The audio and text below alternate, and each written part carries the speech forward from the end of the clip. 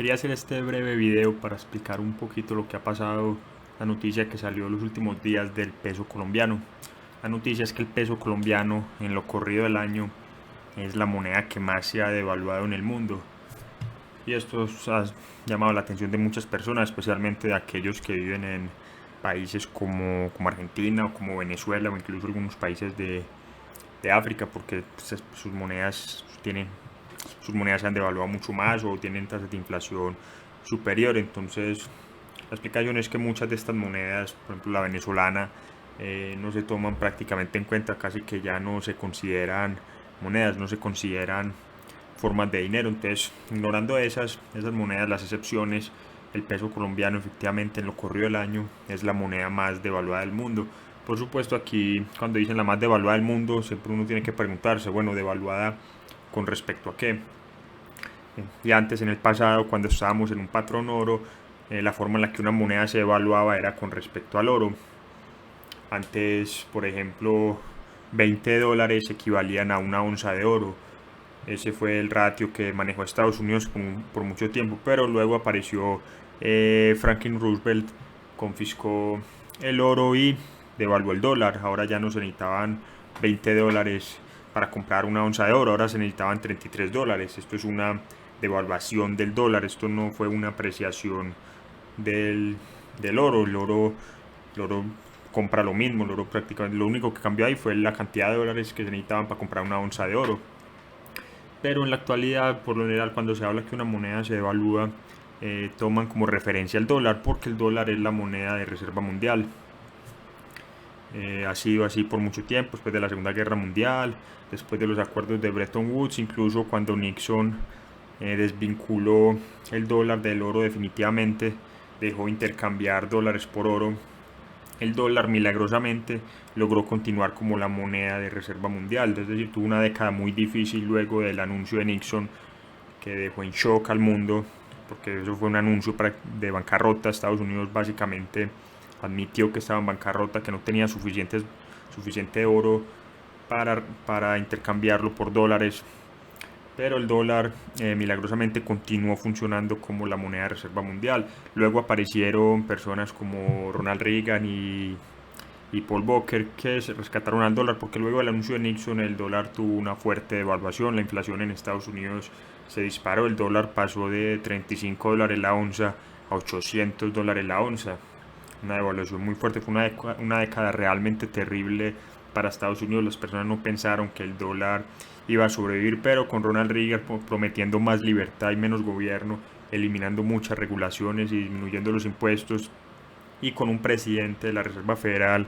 realmente responsable que permitió que las tasas de interés subieran a un 20%, el dólar milagrosamente logró estabilizarse en las casas de cambio, logró nivelarse con respecto a otras monedas y continuó funcionando como la moneda de reserva mundial. Entonces, por eso cuando se habla de devaluación se toma como referencia más que nada al dólar. También se miran otras monedas, por ejemplo como el euro o el yen o la moneda china, el yuan, en ocasiones también el franco suizo, que es una de las monedas más sólidas del mundo. Se toman estas otras monedas para hacer unas comparaciones, pero al día de hoy el dólar sigue funcionando básicamente como la moneda de reserva mundial. Es posible que esto vaya a terminar en algún momento, más que nada tomando en cuenta los déficits presupuestarios, los déficits comerciales de Estados Unidos, pero esto todavía no ha ocurrido. Entonces, bueno, entonces esa es la noticia, se ha devaluado el peso. ¿Por qué se ha devaluado? Hay muchas razones. Recordemos que Colombia es un país muy inestable, Latinoamérica como región es muy inestable, hay mucha incertidumbre política. En cualquier momento puede montarse un presidente izquierdo, un presidente populista, pueden prácticamente nacionalizar el Banco Central, puede interferir en él, puede comenzar a monetizar la deuda, puede comenzar a ejecutar enormes déficits, hacer un montón de programas populistas, y esto siempre termina con la ruina, la hiperinflación, una crisis monetaria. Y en Latinoamérica esa ha sido la historia a lo largo de las últimas décadas. En un país tras otro ha ocurrido lo mismo. Entonces, de por sí, eso ya, es decir, los inversionistas ya conocen esta historia, ya saben lo débiles que son los países latinoamericanos, y Colombia efectivamente está ejecutando en este momento un déficit fiscal, un déficit presupuestario. El gobierno de Colombia está gastando más dinero del que recaudan impuestos, y esto es una alarma para los inversores, porque un país como Colombia no puede hacer eso por mucho tiempo. Colombia no tiene la moneda de reserva mundial, no es como Estados Unidos, no puede simplemente decirle al Banco de la República, al Banco Central, que monetice estos déficits, que monetice la deuda, y no puede exportar su inflación. Esto es otra de las cosas que puede hacer Estados Unidos. Estados Unidos simplemente puede exportar su inflación al resto del mundo, y esto es algo que ningún otro país tiene, es un privilegio especial. Esto es lo que le ha permitido a Estados Unidos ejecutar enormes déficits comerciales y presupuestarios por décadas. Pero Colombia tiene el peso colombiano solo se acepta en Colombia, nadie más acepta pesos colombianos. Entonces también, cuando un país como Colombia comienza a ejecutar déficits, siempre está la incógnita, bueno, y el gobierno cómo va a financiar esos déficits. Recordemos que el gobierno solo tiene tres formas de recaudar dinero. Está la forma honesta entre comillas, que son los impuestos. Esto es cuando el gobierno simplemente le cobra impuestos a las personas. En este caso el gobierno toma el dinero de las personas, toma el dinero de los ciudadanos, y el gobierno gasta lo que las personas hubieran gastado. Esta es la forma honesta, esta es la forma tradicional. Por supuesto, esto tiene sus desventajas. Si un político tiene aspiraciones políticas y quiere ocupar un cargo, si quiere ser reelecto, no va a proponer aumentar los impuestos, menos aún para la clase media. Y los políticos saben que si comienzan a subirle los impuestos a los ricos, pues los ricos no son tontos, simplemente toman su dinero y se van a otro país. Ellos tienen muchas formas de protegerse de estos impuestos, tienen cuentas en el extranjero, es decir, es muy difícil. Y fuera de eso, aunque lograran cobrarle los impuestos, por lo general no es suficiente para financiar los enormes déficits del gobierno. El gobierno quiere gastar mucho dinero siempre en programas y haciendo promesas. Pero bueno, esta es la forma honesta de financiar el gobierno, la forma al menos más transparente. Al menos en este caso el gobierno le dice a la gente, bueno, si ustedes quieren estos programas, pues van a tener que pagarlos, no hay de otra. Pero también está la forma un poquito más deshonesta. Esta es la segunda forma que tiene el gobierno para financiar sus gastos, y esta es a través de la deuda. El gobierno simplemente sale al mercado de capitales y se endeuda, pide prestado, emite bonos que el público puede comprar. Los contribuyentes, los inversores, los bancos, fondos de pensión o las personas compran estos bonos para obtener un rendimiento, y de esta manera financian el déficit del gobierno. El problema es que al financiar el gobierno a través de la deuda, esto ocasiona que las tasas de interés suban, porque ahora hay menos fondos prestables en la economía para prestarle a los emprendedores, a los consumidores. Y como hay menos fondos prestables, menos capital disponible, menos ahorros, porque el gobierno absorbió parte de estos ahorros para financiar su déficit, las tasas de interés naturalmente tienen que subir, y esto tiene un efecto adverso en la economía. Esto puede afectar el crecimiento económico. Y también está el problema con que está la dificultad de que es posible que en ocasiones esta deuda la compre el Banco Central, ya sea directa o indirectamente. Directamente es cuando el Banco Central simplemente le extiende un cheque al Tesoro, o indirectamente es cuando los bancos comerciales compran esta deuda, estos bonos, pero luego van al Banco Central y se lo venden al Banco Central, que es como si efectivamente el Banco Central hubiera comprado esta deuda. Y el problema cuando el Banco Central financia los déficits del gobierno es que la inflación aumenta. Recordemos, el Banco Central no tiene dinero, técnicamente no tiene reservas. Lo que hace un Banco Central cuando compra un bono es que crea dinero de la nada para comprarlo, crea un depósito, crea un pasivo para contrarrestar el nuevo activo que adquirió, que es el bono. Entonces siempre está esa incógnita de si un gobierno emite bonos, quién va a comprar esos bonos, cómo se va a financiar. Lo va a financiar el sector privado. Si el sector privado lo financia, pues la inflación no aumenta, la oferta monetaria se mantiene igual. Esto afecta igualmente al sector privado, porque ya hay menos ahorros, menos capital disponible para otras actividades de inversión del sector privado, pero al menos no tiene un efecto sobre la inflación, sobre la expansión de la oferta monetaria. La oferta monetaria se mantiene igual, pero si este endeudamiento lo financia el Banco Central, entonces sí tiene un efecto. Y el problema igual con el endeudamiento es que el gobierno en un futuro va a tener que aumentar los impuestos para pagar este endeudamiento. Así que realmente la forma número 1 del gobierno de financiarse y la forma número 2 son iguales, la única diferencia es en el tiempo. En la primera forma el gobierno cobra impuestos hoy para cubrir los gastos de hoy, y en la segunda forma cobra impuestos mañana para financiar el gasto de hoy, para cubrir el gasto de hoy. Y eso nos lleva a la tercera forma que tiene el gobierno para financiar sus gastos, que es la que ya les mencioné. Básicamente es cuando el Banco Central monetiza la deuda, cuando usa su Banco Central para expandir la oferta monetaria y comprar sus bonos. Esto puede hacerse a través de trucos contables, pues, usando el sistema bancario, o puede usarse directamente. Simplemente el Tesoro emite un bono y el Banco Central le entrega un cheque por ese bono, y ahora el Tesoro tiene dinero para gastar. Sin embargo, esta forma no es gratis. Cuando el Banco Central se usa para monetizar la deuda, esto crea inflación, la oferta monetaria se expande. Entonces, en la primera forma que tiene el gobierno para financiar sus gastos, el gobierno simplemente le toma el dinero a las personas, cobra impuestos, ahora las personas tienen menos dinero.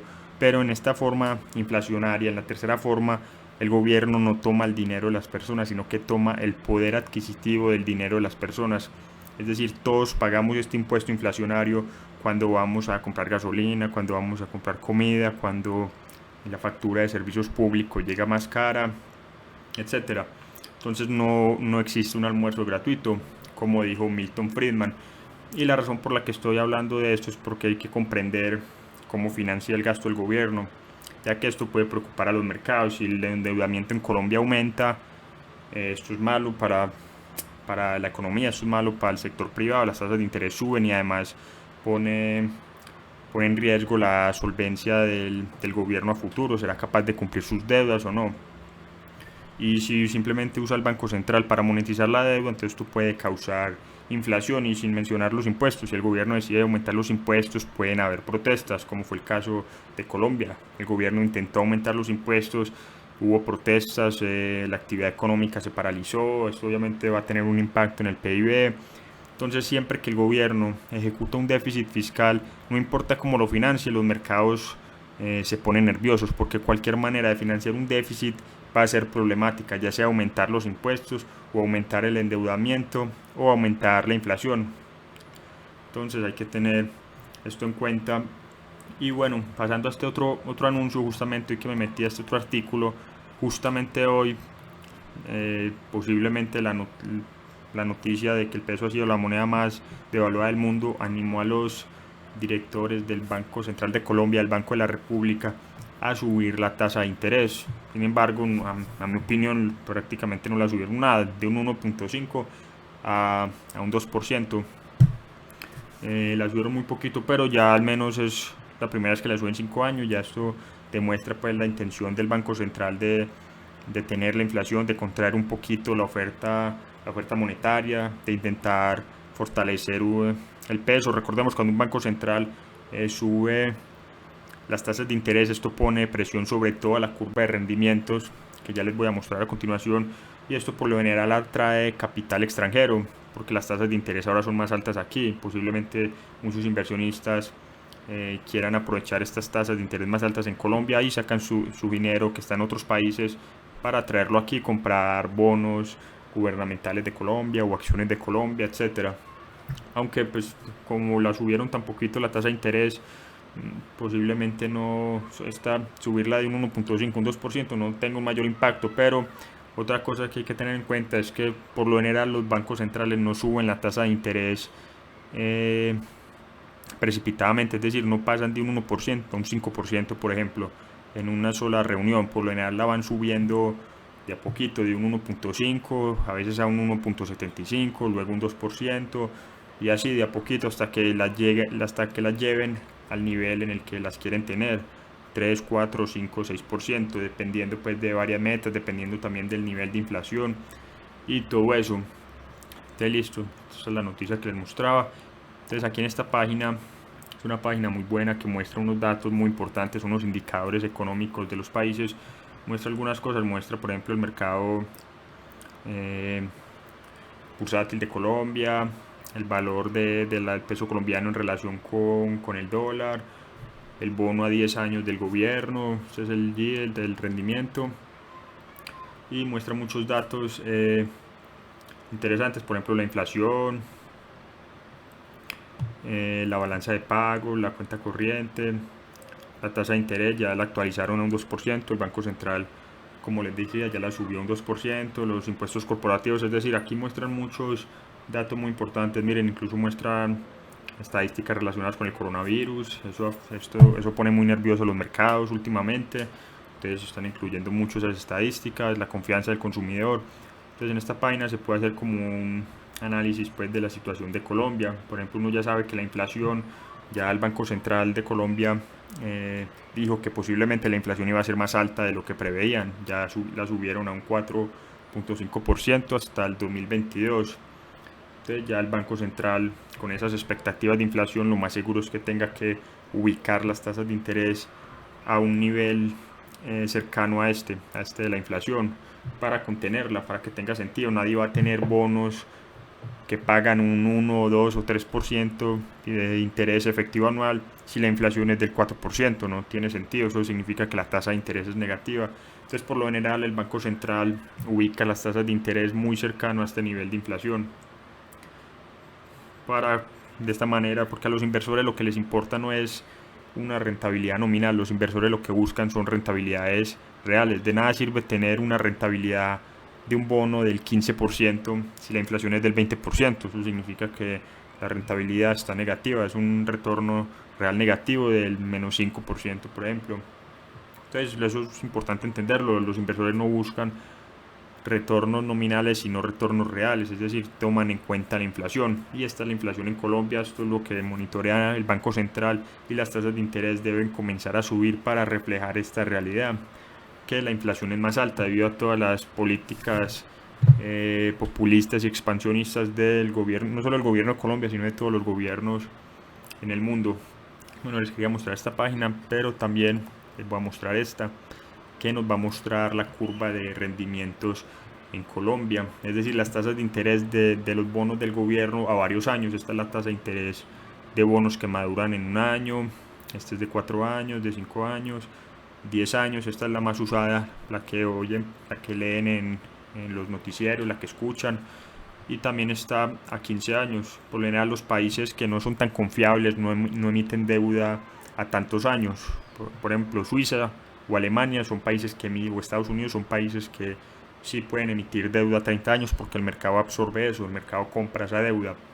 Pero si Colombia, un país como Colombia, emite deuda a 30 años, no va a encontrar demanda para esa deuda. Es decir, quién sabe cuál va a ser el futuro de Colombia de aquí a 30 años. No es un país confiable. Muchas cosas pueden pasar de aquí a 30 años. Entonces Colombia se limita a emitir deuda a 30 años. Y miren cómo ha cambiado. Antes, la línea azul que ven aquí es el nivel de las tasas de interés en la actualidad. La línea verde es como estaban las tasas de interés hace un mes, y la línea es como amarillo naranjado, muestra cómo estaban las tasas de interés hace 6 meses. Entonces, como ven, la tendencia ha sido al alza. Las tasas de interés han subido por varios motivos, por lo que les dije, la inflación ha comenzado a subir, el déficit del gobierno preocupa a los mercados, y el Banco Central ya comenzó a subir las tasas de interés, lo que ejerce presión en las tasas de interés a largo plazo. Entonces, en resumen, ya para terminar este video, lo que puede hacer un banco central para fortalecer su moneda, que eso es lo que todos los que tienen pesos colombianos o activos denominados en pesos quieren tener una moneda más fuerte. Bueno, más que nada por ejemplo, los empleados, los que dependen de una pensión, lo que quieren es tener una moneda más fuerte. Entonces el Banco Central puede tomar varias maneras, varias acciones para que esto ocurra. La más lógica es comenzar a subir las tasas de interés. Otra también que puede tomar es simplemente entrar al mercado y comenzar a vaciar sus reservas, comenzar a comprar pesos usando dólares. De esta manera el peso se valoriza con respecto al dólar, aunque esta, la verdad, no es la más efectiva, porque de cualquier manera a la larga termina quedándose sin reservas. Es mejor guardar estas reservas de dólares para una verdadera emergencia.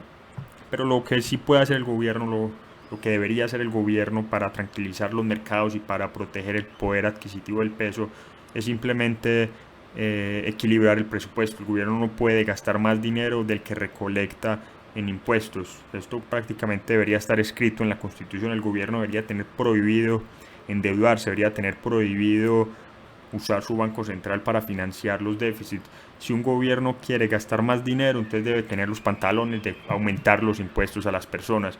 Y si las personas no están dispuestas a pagar más impuestos, esto significa que esos gastos del gobierno no deberían ocurrir, no debería expandir sus programas. Y de esta manera al menos el gobierno sería honesto con las personas sabrían que el gasto del gobierno, que lo que da el gobierno no es gratuito, que todo tiene un costo, y la economía tendría unos fundamentos más sólidos. No aparecería un presidente populista a vendernos un almuerzo gratuito, a decirle a las personas que pueden obtener todo este gobierno, todos estos subsidios, todas estas ayudas a costo cero. Esa es la ventaja, al menos, entre comillas, de financiar el gasto del gobierno a través de los impuestos. Es decir, claramente queremos que el gobierno no gaste dinero, ¿no? Todos los libertarios, los economistas austriacos, queremos que el gobierno sea lo más pequeño posible, que gaste la menor cantidad de dinero posible. Pero en la medida en que el gobierno va a llevar a cabo programas populistas, va a expandir subsidios y todo eso, reconocemos que la mejor manera de financiar todos estos gastos es a través de los impuestos. Bueno, eso es todo por este video. Pueden escribirme por Instagram, por redes sociales, a ver de qué temas quieren que hable en futuros videos. Hice este video con el ventilador prendido, no sé si de pronto eso afectó un poquito el sonido. Me pueden escribir en los comentarios a ver si lo puedo seguir haciendo así para la próxima, ya que los que viven en Colombia saben, en Medellín saben que últimamente está haciendo mucho calor. Y entonces quedamos pendientes así, nos vemos en un próximo video.